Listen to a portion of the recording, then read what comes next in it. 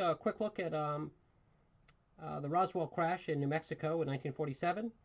And there's someone here who discusses what he actually saw on the beams that were brought to his house by his father, who was actually at the crash site. Excuse me. And let me get this on the screen here real quick. One moment, please. In July 1947, Roswell was a small, sleepy town surrounded by ranches and desert. It was also home to the 509th Bomb Squadron, which was the most elite military group in the world. They had just dropped 2 bombs on Japan and tested a couple more in the Pacific. America had won the war, and just when it seemed like life was getting back to normal, a strange thing happened. Something large and silver hurtled out of the sky and plowed into the desert with a bang.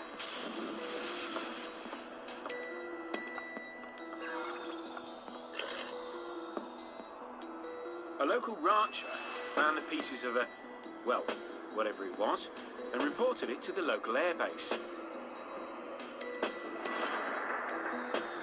The government took immediate interest, and for the first and only time in US history, issued a press release stating the crash of a flying disc.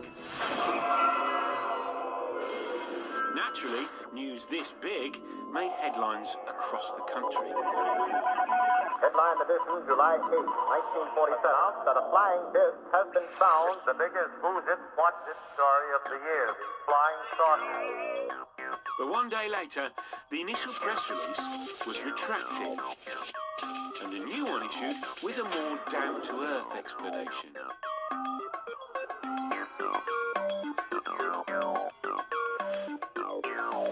And those 2 press releases are where the story gets so much of its juice.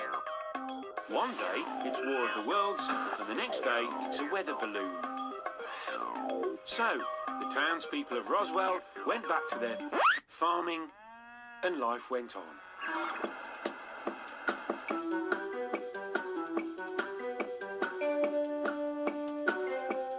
But of course, that was not the end of the story, and some people could not leave it alone.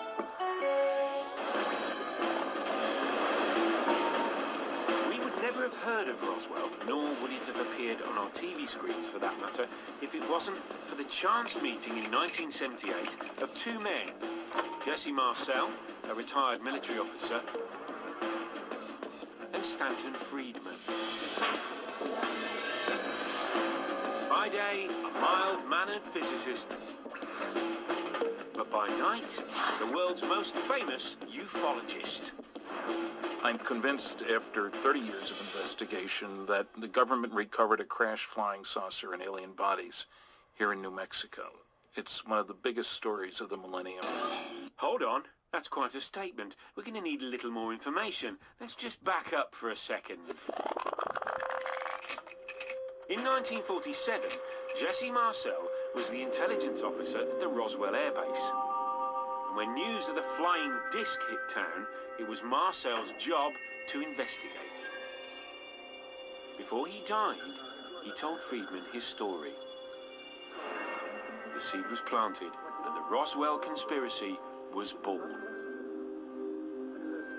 I first talked to Jesse in '78. This is before any books were out. It was before there was a big public noise of any kind. The people in ufology didn't know about Roswell. It was de nouveau. I mean, it was there, but nobody knew about it. I found one piece of metal, what looked like metal anyway. It was not flexible, but it was as thin as a foil in a pack of cigarettes. I tried to make a dent in this metal. He says, you can't bend it. You can't make a mark on it. He says, I took a sledgehammer and whammed it. I put it on the ground and whammed it. The sledgehammer bounced off of it. It was definitely not a weather balloon. And it was an aircraft. So what it could have been, I wouldn't know. There was no reason for anybody to lie under those circumstances. Forgetting about the fact, if you're suggesting the intelligence officer for the most elite military group in the world is going to make up a crazy story like this, it doesn't make any sense. Friedman was hooked, and he started digging around Roswell to see if anyone else had a story to tell. Many of the witnesses he first talked to have since died. Luckily, these interviews were recorded long before the hype. I don't know what it was. It was something like balsa wood, but it wouldn't burn, and I couldn't cut it with my knife. There's a little piece of material, and you could crumple it up, let it out, and it would come out flat. You could not crease it. Something strange happened in Roswell, that much we do know. We also know that none of us would ever have heard of it if Stanton Friedman hadn't met Jesse Marcel. Marcel told Friedman about a crashed saucer in Roswell. Friedman started developing a theory. At the end of World War II, there were 3 signs to any visiting smart alien that soon these idiot Earthlings, this primitive society whose major activity was obviously tribal warfare, would be bothering them. The 3 signs were nuclear weapons, V-2 rockets, and powerful radar. Isn't it amazing that the only place on the entire planet in July 1947 where you could study all 3 of these technologies was southeastern New Mexico? Somewhere along the way, Friedman developed the ability to know what aliens are thinking. But if there was a flying saucer at Roswell, it didn't land, it crashed. For all we know, it could have been on its way to, say, Mercury. Wherever it was headed, it didn't quite make it, so we are left with a mystery. There's only one person still alive who claims to have actually had his hands on a piece of the crashed saucer. And he's not your average conspiracy theorist. He's a flight surgeon with the US military. That July night in Roswell, one I'll never forget because of the uniqueness of it, marked a dividing point in my life before the event and after the event. I was sound asleep. It was, 1 or 2 o'clock in the morning. And my dad came into the bedroom and he woke me up and says, "Come here, Jesse, I got something I want you to see." He was very excited, and my dad wasn't given to excitement, so this is kind of unusual for him. So I knew that, well, whatever it was must be pretty important. He went over, called my mother, and got her up. And he had pre-positioned some debris on the floor of the kitchen. Then he said, "This is flying saucer material." Then there were some, looked like I-beam fragments. And on the inner surface, there was, I thought, hieroglyphic writing. I said, "What is this?" Marcel and his father had this piece of the debris recreated from memory so that they could show the world what they saw that night.